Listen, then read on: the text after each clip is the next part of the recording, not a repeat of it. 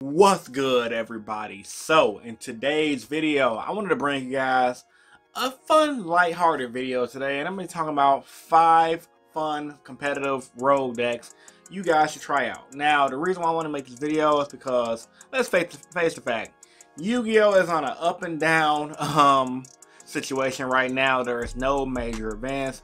Everyone's either playing online or with friends. So with that being said, let's just slap the meta out of the way. Let's just get the meta out of the way and focus on some fun competitive rogue decks we should look into. So with all that being said, let's get into it. Without further ado, let's begin. Starting by saying, before we get to the actual video, I would highly appreciate it if you guys smash that like button. Let's get this video to at least 100 likes. I think it's very possible with you guys. And also, if you guys are new here, subscribe for more and hit that bell for more Yu-Gi-Oh content so you guys will not miss my videos. Starting out with the 5th deck on the list, we're going to talk about the Time Thief archetype. Time Thief is a deck that was released officially 2 years ago, and it really revolves around Time Thief Redoer. Time Thief Redoer is an XYZ monster with a simple effect of during your standby phase or during the standby phase, attach the top card of your opponent's deck to that card. And he has 3 other solid effects you can use. If you detach a monster from him, you can banish himself into the end phase. If you detach a trap, you can select a card on your opponent's field and put it on top of their deck, and that's non-targeting, which is very important. And also, if you detach a spell card, you can draw a card. If you detach all 3, you get all 3 effects. They also have new support right now. They have a trap card that allows you to negate traps, and they have a new XYZ monster that allows you to bring back the Redoer to just spam off the board. I'm really hyped for the archetype. I hope they get more support. I think they're on the brink of being a completely pure playable deck. I have my own variant of a pure deck. Get this video to 100 likes, you guys will get that deck profile. But that being said, Time Thief, I think it's an awesome archetype. It's really fun. It's really competitive. I took it to YCS Chicago 2 years ago. I did okay. I'm not gonna say I did the best. The meta was really insane back then, but I think it can compete in the current meta. We did have decks like Emancipators, which is pretty solid. And you know, with all the FTKs, OTKs, I think having something that control the meta is really good. Number 4, SHADDOLL. Now, SHADDOLL is another classic deck from the early 2016 era. I believe it came out around Bujin and BA. Yeah, it was the BA, SHADDOLL, and it was the Bujin era. And that deck back then, it really just revolved around bringing out WINDA, controlling your opponent's board, bringing a construct, destroying any monster your opponent bring out, and just really controlling the plays. Well, guess what? Nothing really has changed about the deck. The deck did get a new starter deck, which got a deck new support, and on top of that, the new starter deck cards are okay, which pretty much saw a lot of competitive play prior to this quarantine situation that we're in worldwide. However, the meta did kind of evolve past the SHADDOLL archetype, making it more of a linear deck, but that does not discount the fact that the deck is really fun to play. The cards are really easy to pick up, and WINDA is a heck of a card to deal with because who don't like locking the opponent out from special summoning more than once? Most players are using SHADDOLLs with the Mech Knight archetype, so that way they can lock the opponent out with the SHADDOLL WINDA. And there's a Mech Knight monster whose name I cannot think of right now. Well, not a Mech Knight monster, I'm sorry. There's an invoked monster who says you can only attack with 1 monster or use 1 monster effect. So when you get that card and WINDA on the board, you're really going to lock the opponent out and give your opponent a hard time. So with that being said, there's many different variants of SHADDOLLs you can play. You guys just got to pick the best one for you and move forward with that. Number 3, Cyber Dragons. You guys already know, I'm a big fan of Yu-Gi-Oh! GX. Jaden is the best character. Hands down, Jaden is the best character. However, Zane was one of my original favorites for GX when I first watched the anime. For good reason. He was, to me, was more of a cooler version of Seto Kaiba. Now, a lot of Yu-Gi-Oh! Purists may click the video off and dislike because a lot of people have a really love for the original OG Yu-Gi-Oh! Anime, which I can respect because the OG anime got me into the game. If you guys do not know, I am 30 years old, been playing the game since 2002, since its inception. I did not start with GX, but GX is just my favorite show. But back to Cyber Dragons, I'm kind of getting a little derailed. Cyber Dragons is an archetype, it's just really fun to play.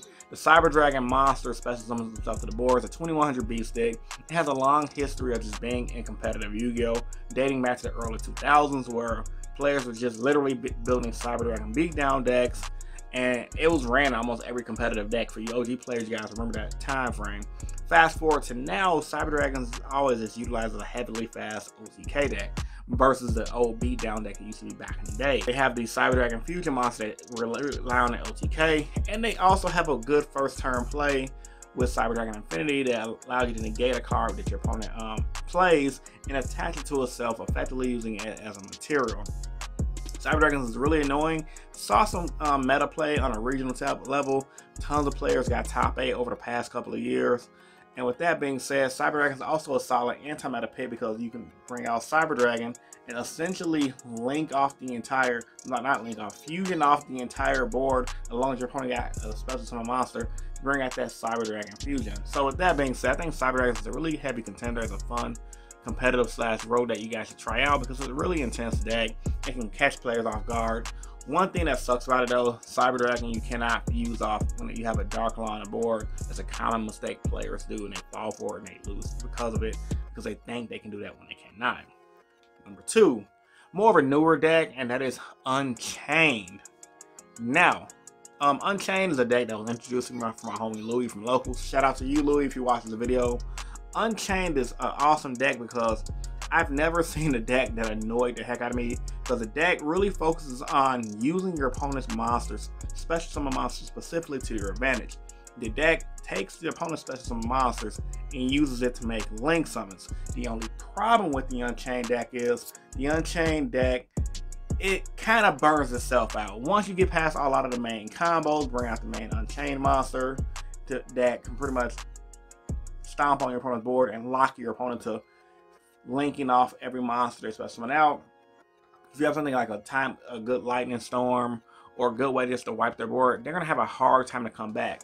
However, once they get to locking you, they lock you. It's really not much you can do, and it gets really frustrating and annoying. And for the average player who is not used to the competitive scene, they're gonna get frustrated and they're gonna give up and they're gonna scoop and they're just gonna go home and cry and tell their mom that they lost to some kid playing a deck that's called Unchained. So with that being said, I think Unchained deserves to be on this list because Unchained is just a powerhouse of a deck, has a lot of potential.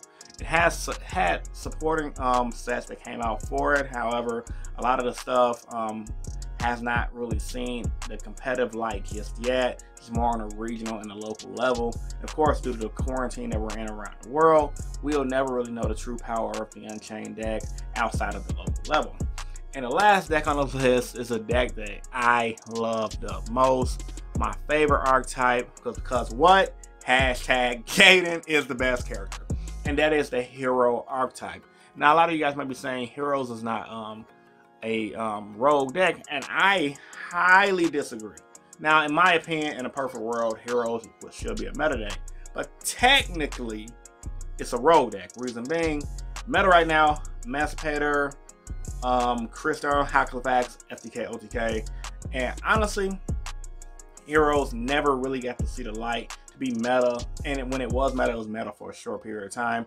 It was coming to be out of the rogue decks last season as a tier 2.5, not 2.5, tier 1.5, but it just didn't get that push it needs because the deck is kind of a glass cannon, and I have to admit that the deck in the average hero player's hands, once they get their board wiped, they pretty much lose. The best board you can make with the hero deck is Dark Law Plasma, Dark Law shutting off the opponent's graveyard, ripping cards out the opponent's hand, and Plasma shutting off the negates, which it will effectively win you the game. However, like I said, with cards like Lightning Storm being a thing, Dark Hole being a thing, Regeki being a thing, that hurts you. Hero also have a really quick way they can OTK you. Tons of one-card OTKs via Fusion Destiny, the Hero Lives, and Trinity being one of the powerhouses that can OTK you a lot, especially if you're running the Mystic Mind variant. Ultimately, the hero deck is very versatile.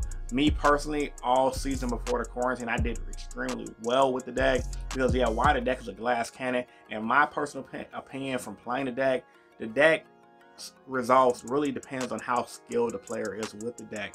For example, a lot of hero players in the hero community is deciding to take out one of the best cards in the deck, in my opinion, that being Fusion Destiny, and they're just relying more on trying to OTK your opponent with either Trinity or just spamming to the board and just giving them a monster spam OTK, which you're gonna lose to Nibiru, in my opinion. You need backup plays like Fusion Destiny.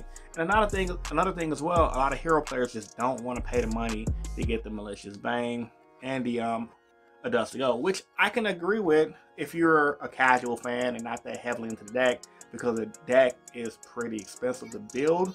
But once you build it that way, you're gonna learn to have fun with it and enjoy it like I have. And I have no complaints with it at all. So of course, with that being said, heroes had to make #1 on this list. Now, of course, as I end this video, there's a bunch of decks that did not make this list that I wanted to add on this list. An honorable mention would be Madolche. Madolche is another deck that's similar to heroes that can OTK really fast. But tell me what you guys think, man. If there was a deck that should have been on this list that was not, I want you guys to post that in the comment section down below. And once again, man, I would really appreciate you guys like this video. Get this video to 100 likes. I definitely would bring you guys more awesome content like this. So with all that being said, man, this is your boy Rogue Hero, and I'm signing out, man. Peace and stay innovative. Deuces, you guys have a good day.